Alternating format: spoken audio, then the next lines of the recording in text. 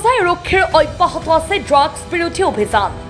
আৰক্ষীয়ে গোপন সূত্ৰৰ পম খেদি গোবিন্দপল্লী আৰু বিষ্ণুপল্লীত অভিযান চলাই ড্ৰাগছসহ আটক কৰে 2 সৰবৰাহকাৰী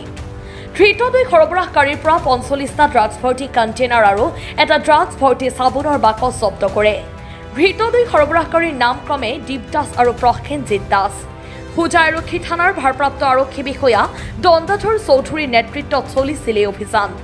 আটকাধীন ধৃত 2 ড্ৰাগছ সৰবৰাহকাৰীক আৰক্ষীয়ে নিজ জিম্মাত লৈ আৰম্ভ কৰিছে তদন্ত কিমান দিনৰ পৰা কাম কৰিছে খাওঁ ছাৰ কোৱা ইমান কোৱান্টিটি কিমান বেছি হৈছিল একবাৰে আনো ছাৰ কি নাম তোমাৰ দীপ দাস আগতো তুমিতো ধৰা খাইছিলা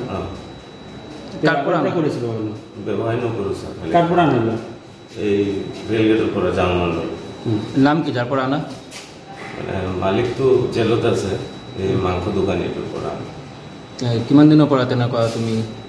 কৰিছা যিহেতু আগতো তুমি জেলত গৈছিলা এতিয়াও কৰা এতিয়াও লগত আছা তুমিও লগত আছা মোৰ লগত তোমাৰ নামটো news desk report Suhana live